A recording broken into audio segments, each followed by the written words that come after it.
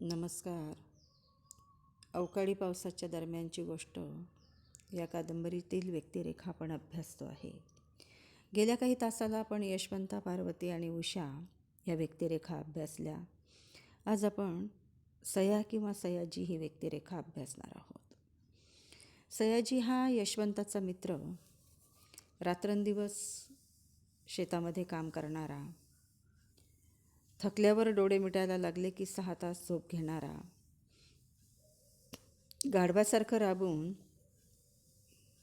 तितकंच खाणारा, जेमतेम व्यवहार ज्ञान असलेला, चिकट स्वभावाचा, कंजूष, अस्वच्छ कपडे घालणारा, पैशाला पैसा जोडून पैसे जमवणारा, ढोरकामाशिवाय त्याच्या जगण्याला काही अर्थ आपल्याला दिसत नाही आणि म्हणून इतर गोष्टींकडे तो लक्षच देत नाही. 16 वर्षाच्या कोवळ्या मुलीशी त्याचा विवाह होतो. अर्थात तिची लग्न करण्याची इच्छा नसते. तिला शिक्षण घ्यायचे असते. तिला तो थोराड वाटतो आणि म्हणून सयाही इरेला भेटतो, तिच्यावर जुलूम जबरदस्ती करतो. काळ्या कुत्र्याला त्याने लहानपणीच चोरून आणलेलं असते आणि ह्या काळ्या कुत्र्याच्या जीवावर तो आपल्या वस्तीवर निवांतपणे राहतो. परंतु हा सया काळ्या कुत्र्यावर प्रेम करत नाही. त्याच्याशी क्रूरपणे वागतो. त्याला निर्बीज करून टाकतो. हा गुराढोरांमध्ये राबणारा सयाजी आपल्याला क्रूर वाटतो. पण यशवंता जेव्हा मेलेलं बोकड घेऊन त्याच्यावर औषध टाकून वगडाला घेऊन जाताना तो पाहतो, तेव्हा त्याची समजूत काढतो की असं वंगाळ काम करू नकोस, मुक्या प्राण्यांचा जीव घेऊ नकोस. अल्पवयीन मुलीशी विवाह केल्यामुळे त्याच्या वैवाहिक जीवनामध्ये पाहिजे तसे सुख मिळत नाही. शिवाय अशा अल्पवयीन मुलीशी विवाह केल्याने त्याची पोलिसात तक्रारही होते. त्यामुळे तो चिडतो. ज्याने तक्रार केली त्याचा सूड घ्यायला बघतो. 5,000 रुपये दंडही त्याला भरावा लागतो. अर्धाण स्वभावाचा हा सया कादंबरीमध्ये विणकरांनी खेड्यातील एक रात्रंदिवस राबणारं, ढोरामधले ढोर होऊन राहणारं असं एक पात्र म्हणून या कादंबरीमध्ये रेखाटलेलं आपल्याला दिसतं. पुढची व्यक्तिरेखा आहे सुभाषची. सुभाषचा उल्लेख वारंवार कादंबरीमध्ये आला असेल. उषाचा मित्र. सुभाषला ती लहानपणापासून ओळखत असते. तिच्या घराच्या जिथे त्यांची गुरं बांधली जात असत त्या सप्रामध्ये त्यांचं कुटुंब राहत असे आणि लहानपणापासून सहवासात राहिल्यामुळे त्या दोघांमध्ये स्नेह वाढलेला असतो. सुभाषचं येणं जाणं उषाच्या घरी असते. तो एसवायला असतानाच उषाच्या प्रेमात पडतो. तेव्हा उषा 10वीमध्ये शिकत असते आणि दुपारी तहान लागली की तो तिच्या घरी पाणी प्यायला येतो. ती अभ्यास करते. तो तिला पुस्तकं आणून देतो. सुभाष हा अभ्यासात अतिशय हुशार, गरीब कुटुंबामध्ये जन्मलेला, कष्टाची जाण असलेला, तालमीमध्ये जातो. फडात उतरून कुस्तीत मिळालेल्या बक्षिसाचे पैसे साठवून शाळेचा खर्च भागवतो. पहाटेला उठून रनिंगला सुद्धा जातो. ह्या सुभाषला मिळेल त्या नोकरीची गरज असते आणि म्हणून तो मिलिटरीमध्ये जातो आणि त्याची निवड होऊन तो ट्रेनिंगला सुद्धा जातो. या दरम्यान मात्र त्याला आपल्या प्रेमाची ओढ मात्र थोपवता येत नाही. उषा त्याला पत्र पाठवते आणि मग ह्या उषाची जी पत्र असतात त्या लाकडी पेटीमध्ये ठेवून तो ती वाचत असतो. पाकिटामध्ये उषाचा फोटो ठेवतो. कर्नाटकातून आलेलं हे कुटुंब, गरीब कुटुंब, आणि या गरीब कुटुंबातील हा एकमेव मुलगा बोलावतील त्याच्याकडे रोजगाराला जाऊन स्वतःची इज्जत कशीबशी सांभाळत संसार करणारी त्याची आई आणि तिच्या पोटी आलेला हा शिक्षित हुशार मुलगा. खरं तर उषासारख्या शेतकऱ्याच्या मुलीवर प्रेम करण्याचा त्याला अधिकारच नाही. तिच्या ना जातीचा ना गावचा, त्यांची भाषा वेगळी, त्यांचा प्रांत वेगळा, जात वेगळी, आणि तरीसुद्धा ह्या सावळ्या वर्णाच्या, कुरळा केसाच्या, तब्येतीनं भारदार असलेल्या, बिगर व्यसनाच्या, शिकून सरकारी नोकरीला लागलेल्या ह्या मुलाकडे उषा आकर्षित होताना आपल्याला दिसते. सुभाष योजनापूर्वक उषासोबत लग्न करण्याचं ठरवतो. ते गाव ते सोडतात. प्रथम आईवडिलांना तो पुढं पाठवतो आणि नंतर उषाला ह्या कष्टातून आणि ह्या जाचातून आपण मोकळं करूया आणि लग्न करूया असं तो ठरवतो. लग्नाची तयारीही करून ठेवतो. त्याला माहीत असते की गावामध्ये आपल्याला प्रचंड विरोध होणार आहे, आपल्या लग्नाला, गावातसुद्धा आणि उषाच्या घरातसुद्धा, आणि म्हणून पळून जाऊन लग्न करण्याचं ते ठरवत असतात. परंतु इकडे अवकाळी पाऊस येतो. उषाही दिवसरात्र आपल्या वडिलांचाच विचार करते आणि म्हणून शाळू आपण गाळून घेतला आधी तर तेवढाच आपल्या आईवडिलांना हातभार लागेल, आणि म्हणून शाळू काढायलाही मदत सुभाष तिला करताना दिसतो. तर सुभाष हा उषाला पूर्णपणे साथ देणारा, त्यामध्येच अघटित घडते. अवकाळी पाऊस येतो. यशानाना आत्महत्या करतो आणि मग उषाला आपल्या आईवडिलांना वाचवण्यासाठी जीवाचं रान करायला लागतं. ह्या सगळ्या काळामध्ये सुभाष मात्र तिला खूप मदत करतो. तिच्यासोबत दवाखान्यात जातो. तिच्यासाठी घेतलेले कपडे तिला देतो, पैशांची मदत करतो आणि तिच्या पाठीमागे तो उभा राहतो. शेवटपर्यंत तिची वाट पाहण्याचे ठरवतो. तर सुभाषने केवळ उषाच्याच मनाची घडण केलेली इथं दिसत नाही, तर दिलीप नावाचा त्याचा मित्र, पायाने अधू असलेला ह्या दिलीपला सुद्धा तो तितकीच मदत करतो. त्याला पुस्तकं आणून देतो. त्याचे मतपरिवर्तन त्यामुळे होते आणि तो एक जीवाभावाचा मित्र त्याचा बनतो. त्याच्या घरी अभ्यासाला तो जातो आणि दोघांचं जे दुःख आहे ते भिन्न भिन्न पातळीवरचं असतं. दिलीपचं दुःख वेगळं आहे. पायानं अधूपणाचा त्याचं दुःख आहे. तर सुभाषचं दुःख हा परजातीचा आहे, परप्रांतातला आहे. तो त्या गावामध्ये उपेक्षित आहे. इकडे उषाला मदत करताना सुभाष मात्र कोणाचाही विचार करत नाही, गावगाड्याचा तिथं विचार करत नाही आणि खंबीरपणे उषाच्या पाठीमागे तो उभा राहताना आपल्याला दिसतो.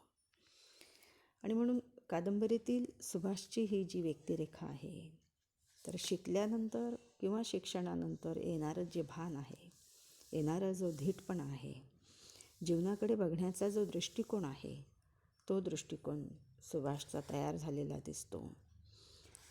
वाचनामुळे तो समृद्ध झालेला आहे, वाचनामुळे तो विचारी झालेला आहे, वाचनामुळे त्याच्यामध्ये मानवता आलेली आहे आणि त्याचा प्रत्येक कादंबरीमध्ये आपल्याला येताना दिसतो. पुढचं पात्र आहे दिलीप. हा दिलीप उषाच्याच भावकीतला, पण त्याची गोष्ट वेगळी आहे. लहानपणी ताप आला, पायावरून वारं गेलं म्हणून पायाने अधू झालेला आहे. नावाला लग्न होऊन बायकोशिवाय राहत असलेला हा एकटा आणि शारीरिक व्यंगामुळे खरं तर त्याला सहानुभूतीची आणि प्रेमाची गरज असते, पण ती त्याला मिळत नाही. खरं तर त्याच्यासारखा तरुण हजारात सापडणार नाही,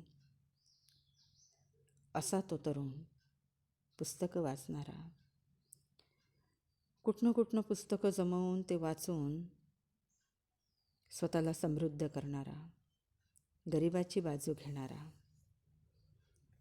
आणि हा जो दिलीप आहे तर हा गावाच्या बाहेर, म्हणजे वस्तीपासून अर्धा पाऊण किलोमीटरवर त्याचा मळा आहे, तिथेच तो राहतो. दिलीपही उषाच्या त्या संकटामध्ये तिला मदत करताना दिसतो. या गावामध्ये एकतर तो उपेक्षित राहिलेला असा, कारण त्याचा पाय अधू, शिवाय तो वस्तीपासून लांब राहत असल्यामुळे गावाशी संबंध कमी येतो. मांडीपर्यंतचा त्याचा पाय मूठ मारलेल्या झाडासारखा असा सुकून गेलेला आहे आणि बोटाच्या 2 चिमटीत सापडणाऱ्या कातडीच्या पायाचं फक्त त्याचं हाड दिसतं आहे. अर्थात गावगाड्यामध्ये किंवा खेडेगावामध्ये अद्यापही ज्या वैद्यकीय सुविधा नाहीत त्याचाच तो परिणाम असावा, कारण त्याला उशिरा दवाखान्यात नेल्यामुळे त्याचा पाय कापावा लागला. कसा तरी तो वाचला त्या संकटातून आणि तेव्हापासून पांगुड गाड्याच्या 2 चाकांमधून तो फरफटत गेला. हळूहळू काठीच्या आधारानं उभा राहू लागला. पायाच्या पंजावर भार देऊन त्याला उभं राहता यायला लागलं आणि मग त्यामुळे तो टाच वर करून चालायला लागला. जमिनीला स्पर्श त्याच्या त्या पायाचा होत नसे आणि म्हणून त्याला टाच्या दिलप्या म्हणून गावामध्ये ओळखलं जात असे. ज्यांच्यावर आपण उभं राहायचं, जग पादाक्रांत करण्याची स्वप्न पाहायची, त्यातील एक अवयव लहानपणीच निकामी झाल्यामुळे दिलीपच्या स्वप्नातील क्षितिजांना गावशिवेच्या मर्यादा पडल्या. लहानपणी त्याला गावाबाहेर जाता आलं नाही. कोण वाहणारं हे एक पाय लोंबकळत ओझं दुसऱ्या गावी होणाऱ्या लग्नाच्या वऱ्हाडात आवर्जून त्याला कोणी नेलं नाही. लोकांना ते एक ओझं वाटायला लागलं.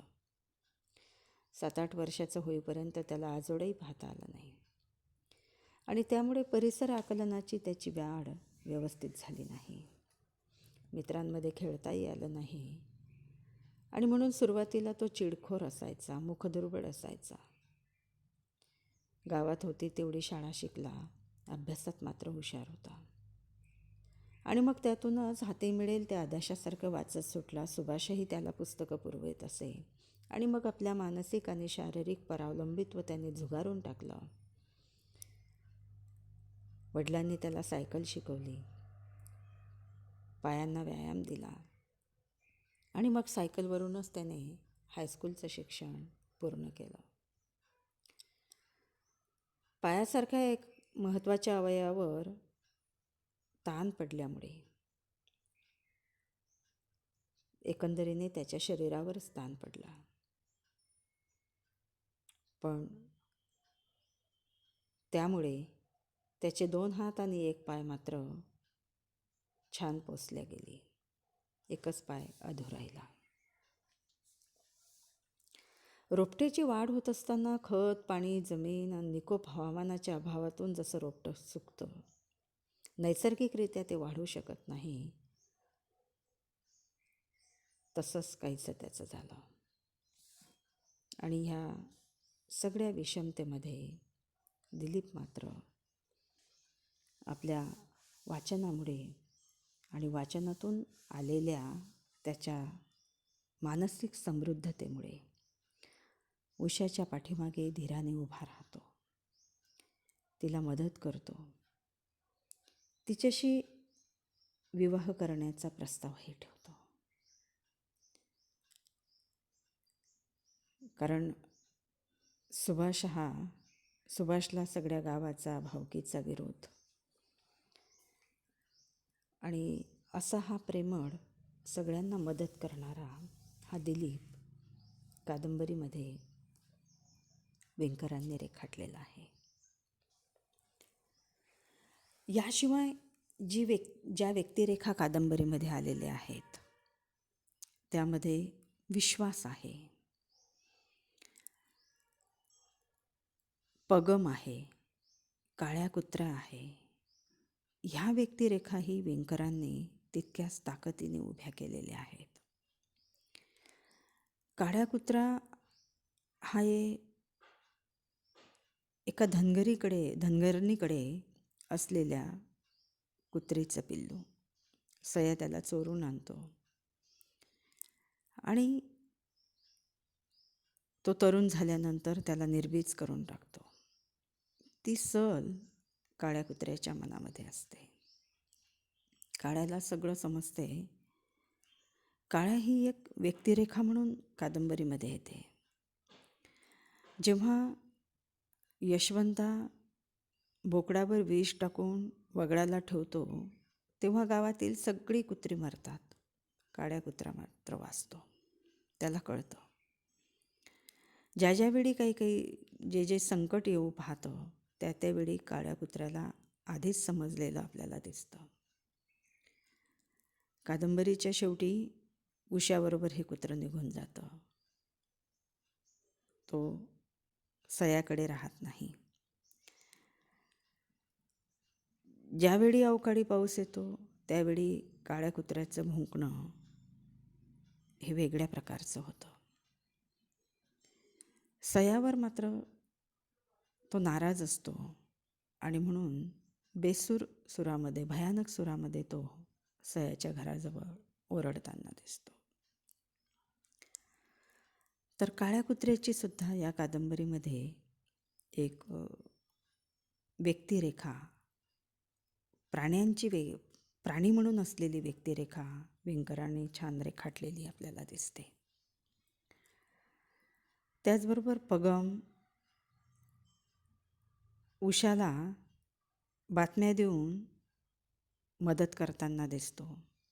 यशवंताची आणि पार्वतीच्या मृत्यूनंतर शंकर सावकार जो उषावर आणि सुभाषवर आरोप घेतात, यांच्या प्रेमसंबंधामुळेच यांनी आत्महत्या केली असे जे आवई ते उठवतात, त्यावेळी सत्य उजेडात आणण्याचं काम हा पगम करताना आपल्याला दिसतो कादंबरीमध्ये. विश्वास मात्र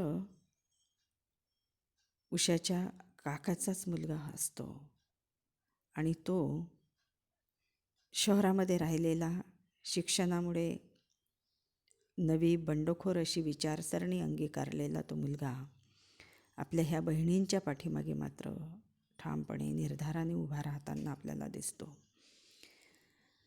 चळवळीतला कार्यकर्ता तो असल्यामुळे साधी राहणी आणि उच्च विचारसरणी या प्रकारची पात्र त्याचं या कादंबरीमध्ये रेखाटलेलं आपल्याला दिसते. आणि म्हणून आधुनिक विचारसरणीचा हा विश्वास आपल्या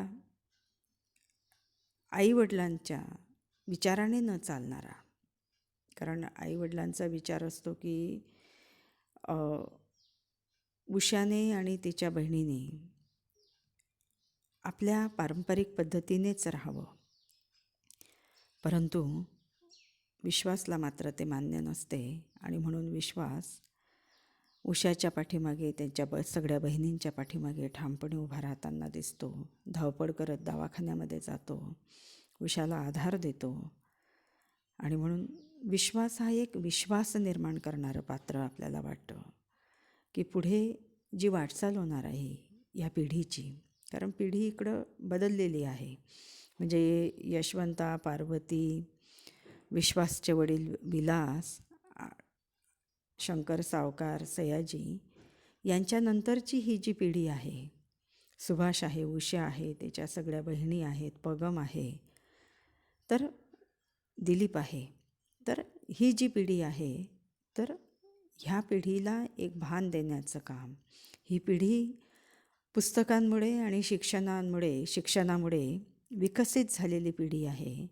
ह्या पिढीचे विचार बदललेले आहेत आणि म्हणून ही जी एक नवी पिढी आहे, तर ह्या पिढीमध्येही एक विश्वास निर्माण करण्याचं काम